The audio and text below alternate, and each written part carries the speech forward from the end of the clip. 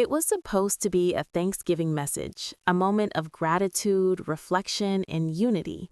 But instead, Bishop William Murphy stepped into the pulpit at New Birth and delivered a so-called prophecy that instantly set the internet on fire. People weren't shouting amen. They were asking what in the world they had just heard. And the deeper you look into what he said and why he said it, the stranger, more unsettling, and more revealing this entire moment becomes. Because behind that sermon, behind the applause, and behind the reactions exploding across social media, there's a truth that New Birth never expected to face. And today, we're finally pulling back the curtain. If you've been anywhere near church social media this week, you already know that Bishop William Murphy's Thanksgiving prophecy sermon at New Birth didn't land the way he thought it would. What was supposed to be a moment of spiritual uplift turned into a storm of confusion, criticism, and heated debate. Clips went viral, comments exploded. People weren't just disagreeing, they were demanding answers. Was it a prophecy? Was it performance? Or was it something far more intentional? Today, we're breaking down the entire situation with the clarity, context, and honesty nobody else seems willing to touch. Because once you hear the full story, once you understand the atmosphere inside the church that day, once you look at Bishop Murphy's history, and once you uncover how New Birth responded behind the scenes, you'll see why this moment has so many people talking and why some believe it exposed something much deeper within modern church culture. And trust me, you won't believe what happened next. We're going to unpack everything: the sermon, the backlash, the unseen motivations, and the surprising reactions from church members, pastors, and people who have followed Bishop Murphy for years. By the time we reach the end of this video, you'll have the full picture, the part the live stream didn't show, and the part social media only hinted at. So settle in, because this is where the story shifts. This is where Well, the things first get thing I want to say to you unbelievable, is we and did use the this is where clean the version. truth finally And comes to light. To understand why Bishop William Murphy's Thanksgiving prophecy sermon caused such an uproar, you have to go back to the atmosphere inside New Birth that morning. The room was already charged, not with excitement, but with a kind of restless anticipation. People came expecting the warmth of a holiday message, something comforting, uplifting, familiar. But the moment Murphy stepped onto the platform, you could feel the energy change. He wasn't calm, he wasn't reflective, he came out with force.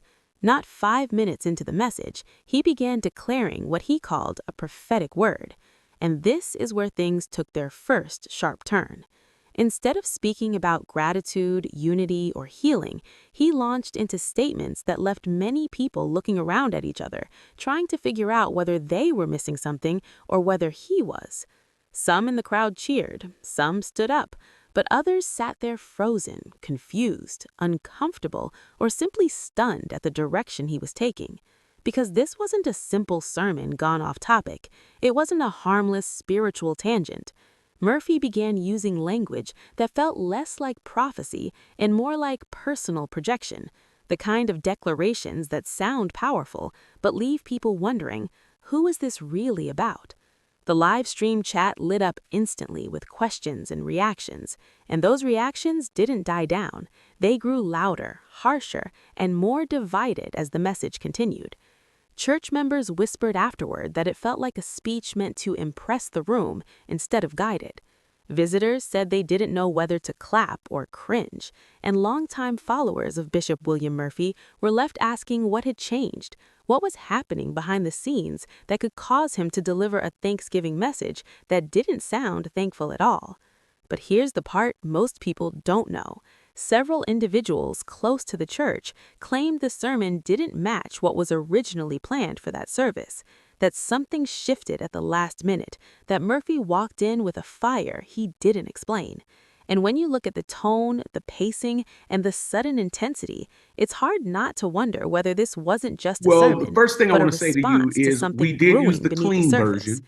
And if And that's true, it raises an even bigger question. What was he responding to?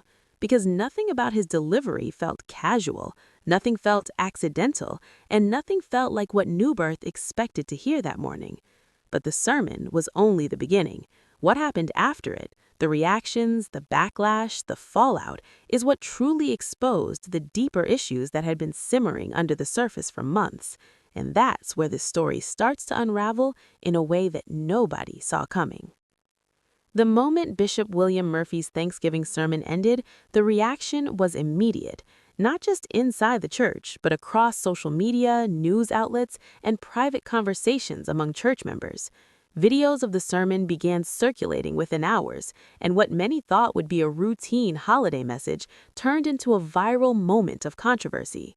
For some attendees, the sermon felt like a personal attack disguised as prophecy. Phrases that were intended to inspire were instead perceived as harsh, judgmental, or even manipulative. People began questioning the authenticity of the message and the intentions behind it. Comments flooded social media, ranging from shocked disbelief to outright criticism. Some supporters defended Murphy, claiming he was speaking truth and exercising prophetic authority. Others expressed outrage, saying the message was inappropriate for a Thanksgiving setting. But the backlash wasn't just online. Church members reported whispered conversations in hallways, concerned texts between friends, and heated debates after the service.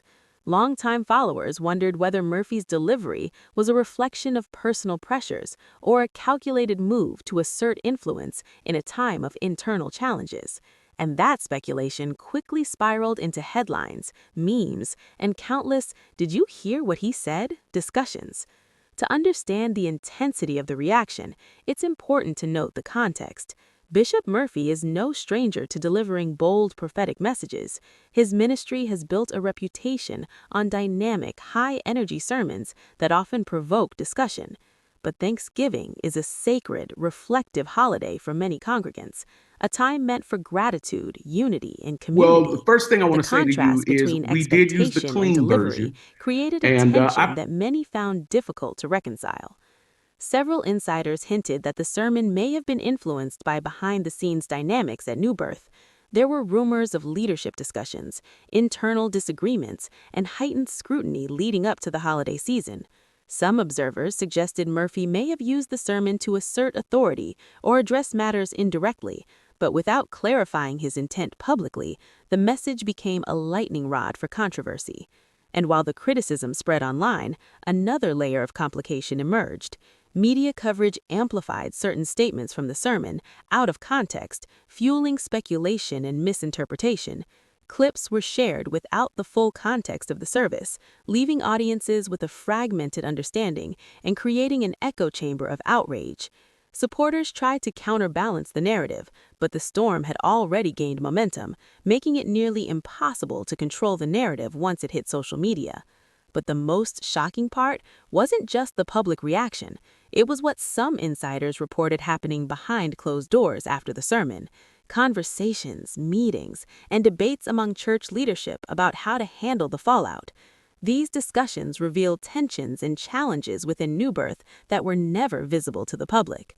People close to the church began to question the long-term impact on congregants, on church culture, and on the perception of prophetic authority.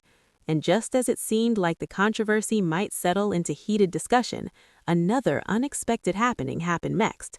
A few prominent members of the church spoke out, either defending or critiquing the sermon, escalating the situation to a level nobody had anticipated. Social media discussions turned into debates about theology, leadership, and accountability, all sparked by one sermon that was intended to celebrate Thanksgiving.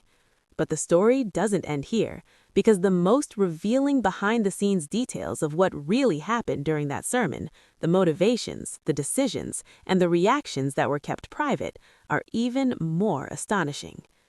To fully understand why Bishop William Murphy's Thanksgiving prophecy sermon caused such an uproar, you have to go back to the atmosphere inside New Birth that morning. well, There the is a first thing I want side to to say to church you is leadership we that did use the rarely makes clean headlines, version. the And decisions, the pressures, and the unseen influences that shape what a pastor ultimately delivers.